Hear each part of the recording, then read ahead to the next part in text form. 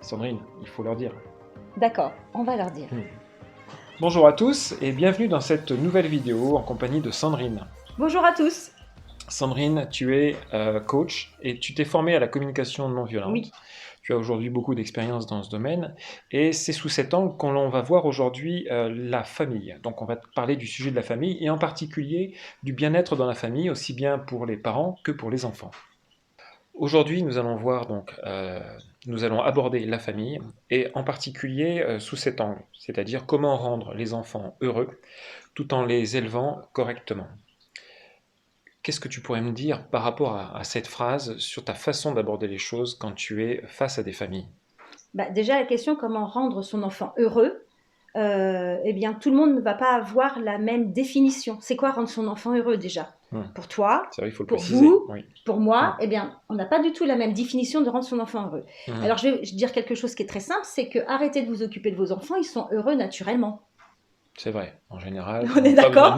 Si tu t'occupes pas de l'enfant, Oui. il est heureux. C'est Oui. sa nature profonde. Qu'est-ce qui rend un enfant malheureux? C'est peut-être ça la question. Plutôt que comment rendre un enfant heureux, puisqu'il est heureux naturellement. Comment ne pas le rendre malheureux? C'est peut-être ça le plus important. Ce serait peut-être bien effectivement de commencer par là. Tu vois? Donc, vas-y. Donc, si tu développes un petit peu, qu'est-ce que ça donne? Eh bien, si vous voulez que votre enfant ne soit pas malheureux, eh bien, le mieux, c'est déjà d'être à son écoute, d'écouter qui il est, comment il fonctionne, quelles sont, je dirais, quelles sont ses faiblesses. Mais chez les enfants, j'aime pas poser le mot faiblesse, mais ce qui est compliqué pour lui à vivre. Et en fait, avec un enfant, c'est la communication non violente. Avec un enfant, c'est l'écoute. Ne pas affirmer, parce que en fait, on fonctionne avec nos enfants avec, tu sais, nos propres filtres. Donc nous avons des croyances, nous avons des certitudes, tu vois. Et par exemple, si mon enfant, quand je lui demande de venir à table, il vient pas au bout de 1 minute, 30 secondes, ah bah ça y est, il est désobéissant, c'est un mauvais enfant. Tu vois ce que je veux dire? Alors que non, pas du tout. Oui, enfin, c'est pas un mauvais enfant parce qu'il vient pas à table, mais en tout cas, il respecte pas les codes de la famille. Oui, mais justement, et s'il le fait 1 fois, 2 fois, 3 fois, 4 fois, qu'est-ce qui va se passer? Eh bien, tu vas avoir le discours avec toi, il faut toujours t'attendre, t'es jamais là à l'heure, et l'enfant, bah ça y est, on a le discours mauvais et le jugement, et l'enfant se dit, je suis un mauvais enfant parce que je ne suis jamais à l'heure. Donc là, on est déjà en train de le formater. Alors là, des exemples comme ça dans une famille, il y en a pléthore et tous les jours, donc... Et c'est pas forcément facile pour un parent ou des parents d'éviter justement de tomber dans ces pièges-là. Qu'est-ce que tu recommanderais aux parents? Alors déjà, de prendre du recul. L'enfant ne fait rien pour vous embêter. Ça, c'est important. Oui, l'enfant n'est jamais contre vous. Si déjà, tu as dans la tête que ton enfant, quand il fait quelque chose, c'est pas contre toi, eh ben, je peux te dire que tu vas fonctionner différemment. Donc, qu'est-ce qui se passe quand il est occupé à faire quelque chose? Il est dans un élan d'action, on est d'accord? Il a entamé quelque chose et dans sa tête, il veut aller jusqu'au bout. Et vous arrivez en plein milieu, vous lui dites stop. Bah non, non. Nous-mêmes, en tant qu'adultes, on est d'accord, on ne va pas s'arrêter. Oui, d'accord. Non, ça me fait rire intérieurement. Tu dis, il est dans un élan d'action. Moi, j'en connais qui sont plutôt dans un élan d'inaction. Mais à tes yeux, façon de ne rien... par rapport à tes filtres. Lui, quand il regarde son dessin animé, c'est une grande action. Il le vit pleinement émotionnellement, ce dessin animé. Donc, il est dedans. Toi, d'extérieur, en tant que parent, il glandouille. Voilà, mais oui, et c'est pas la même. On n'est pas dans le même monde. Mais il a le droit de glandouiller. Exactement, ça fait partie de la vie. Et quand on l'appelle, eh bien, ayons conscience qu'il a besoin d'un temps de se dire, ok, je faisais quelque chose, je voulais aller jusqu'au bout. Mes parents me demandent de venir manger, donc il va falloir que je m'arrête. Mais il ne peut pas s'arrêter tout de suite. D'accord. Donc, soyons.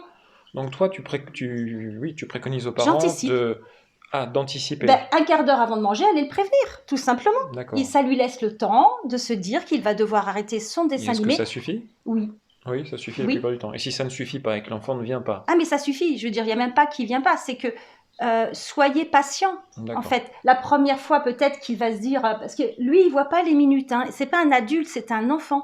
En fait, si tu veux, si on commence à regarder nos enfants avec nos obligations d'adultes, obligatoirement, c'est conflit. Laissons à l'enfant son monde d'enfant. C'est un monde lent, c'est un monde où on s'amuse, c'est un monde où on est dans les... comment dire, tu sais, dans les rêves. Et ben, laissons-le se construire. Et ayons cet amour, parce que c'est l'amour, en fait, qui nous dirige. Aimer son enfant, ne pas croire qu'il est contre nous, avoir confiance qu'il aura cette sagesse, même s'il est jeune, de se dire « Ok, c'est l'heure de manger, j'y vais ».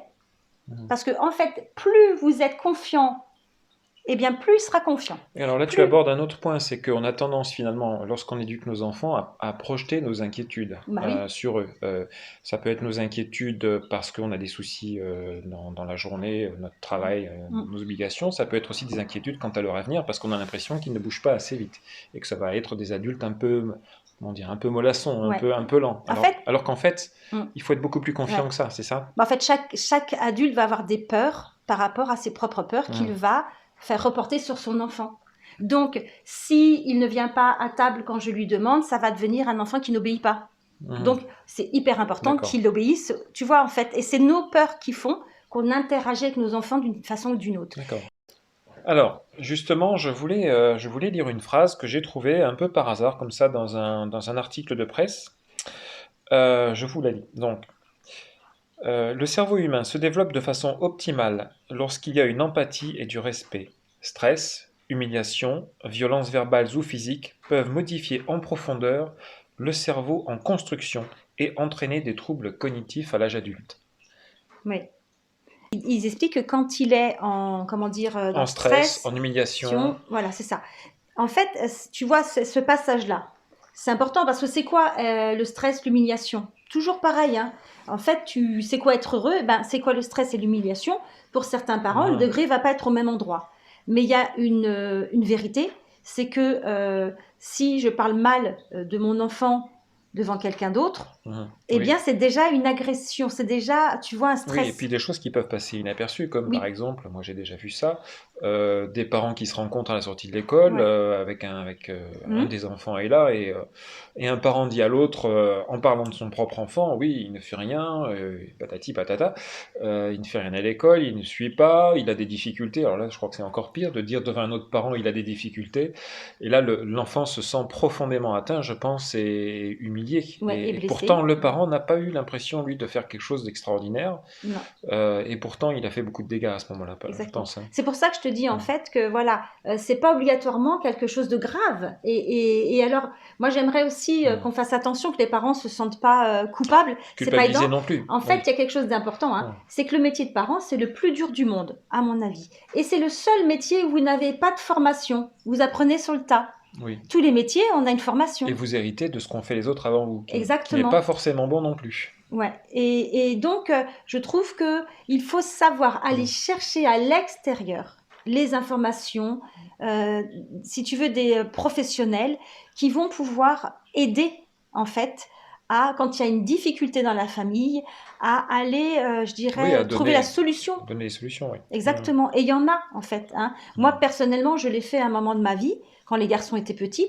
Il y avait un besoin, j'ai été chercher un savoir extérieur pour nous aider. Et du coup, en plus, ça m'a appris quelque chose. Hein. J'avais l'information de Mhm. quelqu'un et je l'ai mis en Mhm. pratique et ça a résolu le problème. Bien sûr. Tu vois, donc ne croyons pas que parce qu'on est parent, il faut pas aller chercher. Enfin, je comprends, hein, je suis une maman.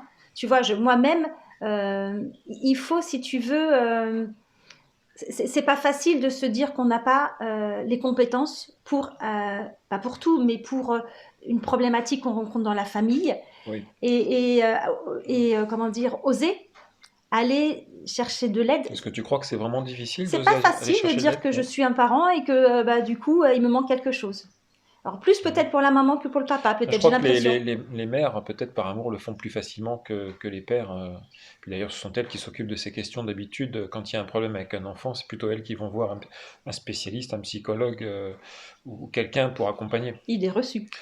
Non, enfin Bah, moi je l'ai souvent vu comme ça et oui, vécu comme mais par ça. Et exemple, regarde dans notre propre famille, ça s'est passé comme ça pas pour aussi. mon fils Nathan.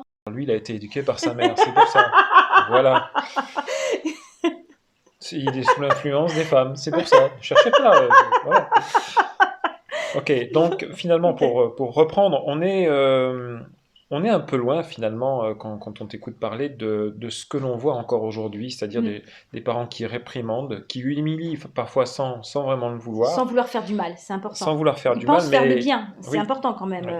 Hein. Et effectivement, ils vont faire des reproches à répétition à leurs enfants qui vont finir par se culpabiliser et puis intérieurement Manquer de à se confiance. détruire un petit peu, puisque ou en tout Ah cas, mais ils vont détruire une partie de leur oui, confiance, de leur oui, capital confiance. Et c'est vrai que c'est quand même très très important le capital confiance. c'est On a toujours crucial. d'ailleurs tendance, c'est vrai, ça c'est un autre point, à valoriser l'enfant sur ses résultats scolaires, sur sa Oui, position finalement sociale à oui, venir, alors qu'en réalité, peut-être que le plus important aujourd'hui, c'est pas tant de regarder ses résultats scolaires, mais finalement de se dire, bon, je construis un enfant et je construis en lui un capital confiance.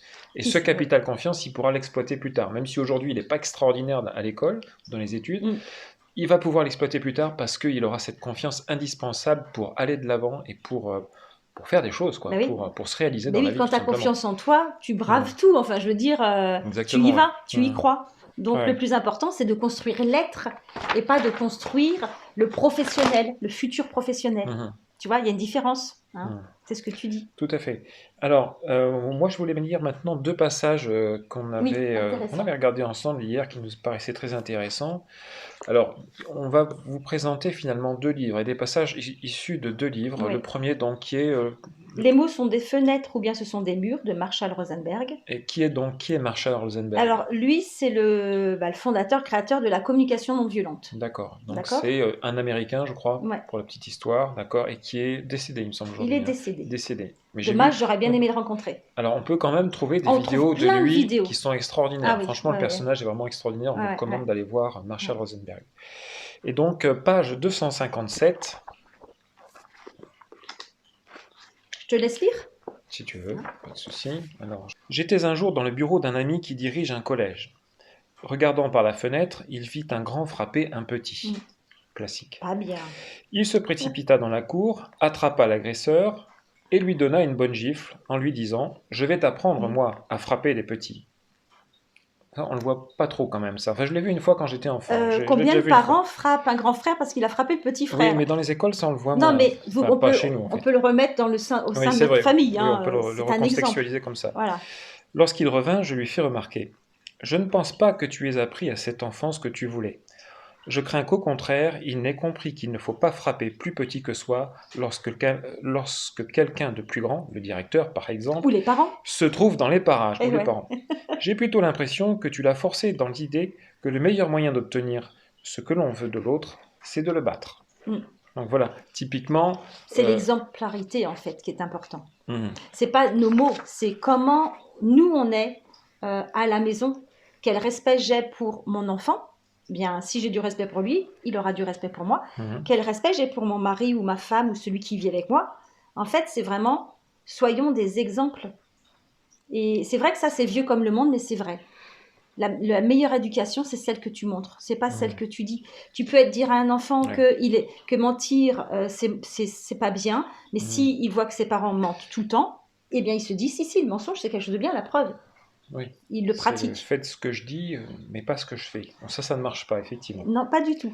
Alors, un autre passage On est de toujours ce avec la livre. punition, je Là, pense. cette fois-ci, je vais retirer la petite étiquette qui masque le titre. Deux questions donc, qui montrent les limites de la punition, effectivement. Donc, deux questions permettent de comprendre pourquoi nous avons eu peu de chances d'obtenir ce que nous voulions en punissant les autres pour changer leur comportement. La première, en quoi voudrais-je que cette personne change de comportement? Si nous en restons là, la punition peut sembler efficace, car la menace ou l'exercice de la force répressive peut fort bien influencer le comportement de l'autre.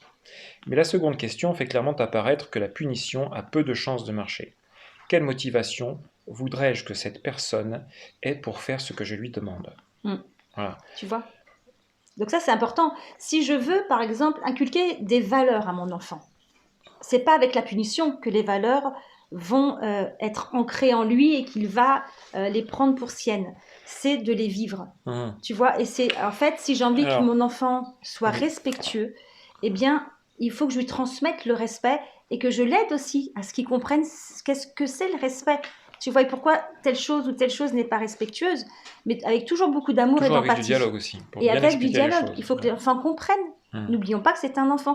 Souvent, j'ai remarqué quand même, on voudrait que nos enfants soient des adultes, qu'ils sachent tout, qu'ils comprennent tout, qu'ils devinent tout. D'ailleurs, nous-mêmes, on ne sait pas faire tout ça, mais on voudrait, tu vois, qu'ils soient adultes avant d'être adultes. Je veux dire, un enfant, s'il fait, je sais pas moi, c'est tout bête, mais tomber son verre à table, ben, c'est pas qu'il le fait exprès, c'est que ben, il est plus dans la lune, c'est encore un enfant. Et parfois, les adolescents, c'est juste que quand on est adolescent, c'est tout bête, hein, on grandit très vite.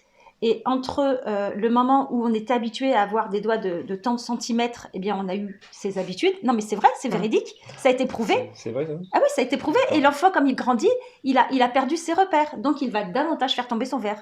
Mais c'est pas qu'il est étourdi, c'est qu'il a plus les mêmes repères. Tu veux que je te rajoute Il grandit vite alors, hein, parce que... Ah, mais les adolescents, ils grandissent très vite Mmh. parfois, hein. Oui, Ok, oui. bon, très bien. Mais c'est une vérité, hein. Si c'est prouvé, très Ouais, ouais. bien.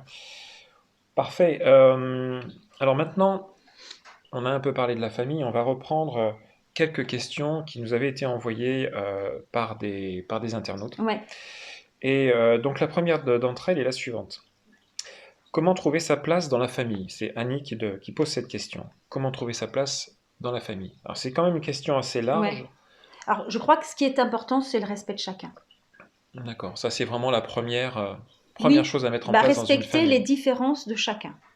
C'est pas grave si dans une famille, par exemple, on est, je sais pas, moi, il y a Hmm, plusieurs enfants, vous êtes plutôt du positif, joyeux, gai, c'est un peu, je dirais, l'ambiance de la famille, et un des enfants est plutôt secret, distant, introverti, eh bien, c'est juste qu'il est différent.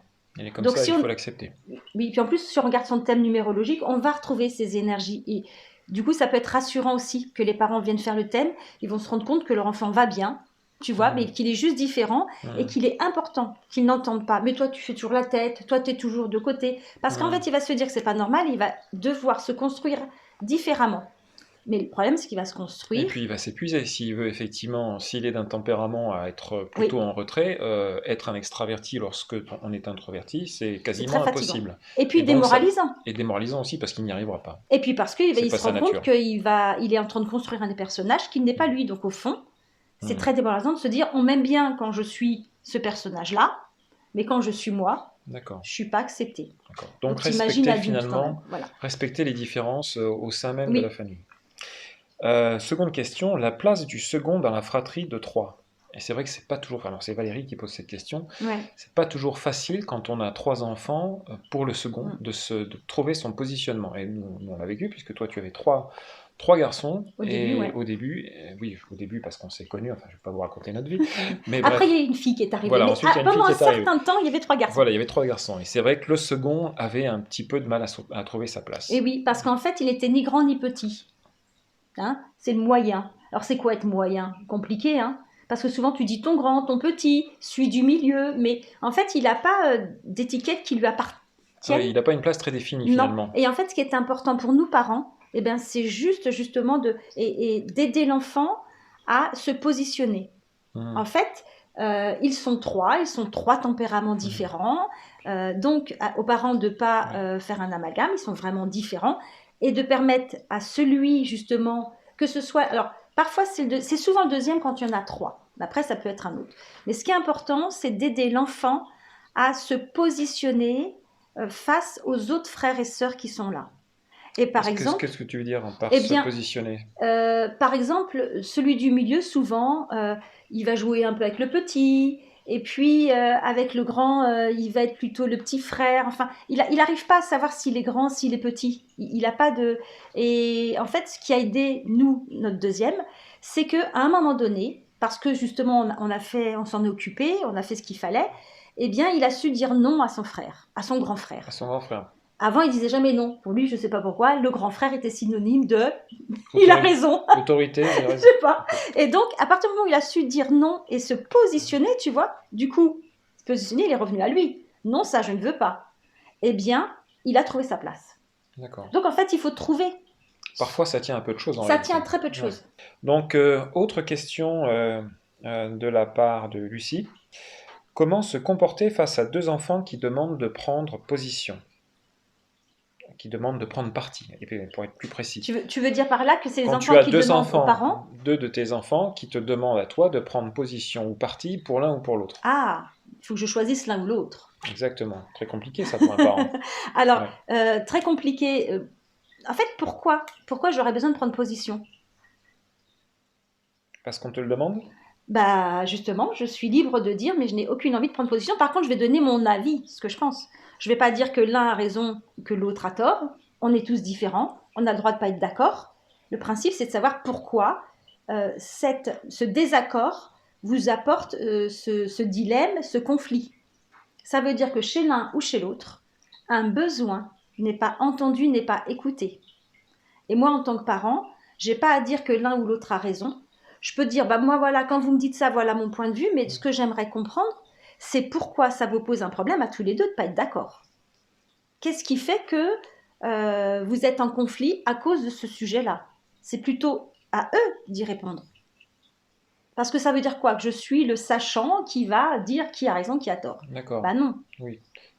Donc, au lieu d'éviter, au lieu de t'imposer comme l'autorité qui Oui. juge et qui tranche, finalement, tu les renvoies à leur responsabilité, entre guillemets, puisque bon, c'est quand même des enfants, et tu les habitues finalement à faire preuve de réflexion, d'autonomie, d'esprit critique. Et puis de réfléchir. Pourquoi je ne suis pas d'accord sur ce sujet-là, hein? Qu'est-ce qui se joue en moi quand mon frère ou ma sœur dit ça? Tu vois? Il est vrai que souvent les parents ont tendance à trancher pour avoir la paix en disant oui, tu aurais dû faire ça parce que ton frère a fait ci. Toi, tu ne dois pas répondre à ton frère de cette façon. Bref, on distribue comme ça quelques mauvais points à l'un à l'autre en se disant on va être tranquille assez rapidement. Et puis finalement, c'est vrai qu'on ne les met pas devant leur responsabilité, pas non plus en état de réfléchir. On ne développe pas non plus forcément leur esprit critique, ni non plus d'ailleurs une forme d'introversion pour les amener à réfléchir à leur comportement. Et c'est vrai que ça, c'est pas très positif. Donc, Et ça fera des adultes, des enfants plus autonomes, plus indépendants, qui sauront justement parler entre eux, échanger et dire pourquoi ils ne sont pas d'accord.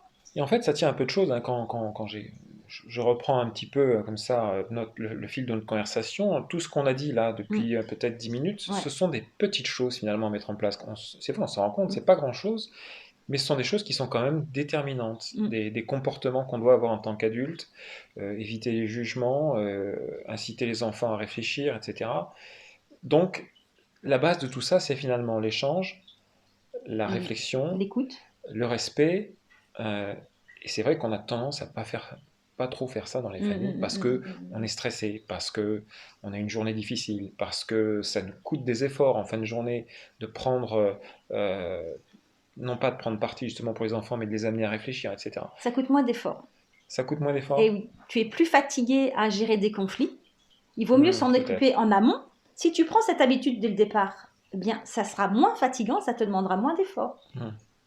En fait, c'est quand même une gymnastique il faut changer. Apprendre à mettre au début, en avant. Moi, il a vraiment fallu que je prenne le temps de m'arrêter, de me dire attends, je sais que je fonctionne habituellement comme ça, mais si je prends le temps, en fait, il faut se reprogrammer un peu quand même, qu'on le veuille ou pas, pour fonctionner d'une façon différente. Parce que c'est vrai que quand tu es élevé comme ça, c'est un peu imprimé en toi. Donc, il faut prendre un stylo effaçable. Vous gommez et vous réécrivez par-dessus, c'est un peu ça. Sauf qu'au début, parfois, c'est pas facile. Et donc là, justement, c'est là que tu interviens. Toi, tu vas aider les parents, les accompagner. À y voir clair déjà, parce que parfois, franchement, c'est pas grand-chose. Parfois, nous, en tant que parents... mais ça pourrit la vie de la famille. Parfois. Mais ça pourrit la vie de la famille. Voilà, c'est ça le problème. Alors, faites-vous aider, parce qu'en fait, c'est pas grand-chose et que vous pourriez, en peu de temps, vivre sereinement au sein de votre famille. Ce qui est quand même génial. Et c'est vrai, oui. C'est vrai que parfois les changements tiennent à vraiment peu de choses et on voit bien dans certaines familles qu'on a un changement radical lorsque les gens sont venus te voir. Tu as mis le doigt, en plus toi tu es une personne totalement extérieure à la famille, tu n'es pas du tout pollué par l'ambiance familiale, les conflits, les antériorités, etc. Donc tu as un œil neuf finalement là-dessus. Et comme tu es assez quand même perspicace et que tu vois tout de suite ce qui ne fonctionne pas, tu permets de remettre les gens dans l'axe ou la famille dans le bon axe. Ouais, je leur donne les clés en fait. C'est eux qui vont travailler. C'est eux qui vont agir. Moi, je donne les clés et eux, ils s'en servent. Oui, tout à fait.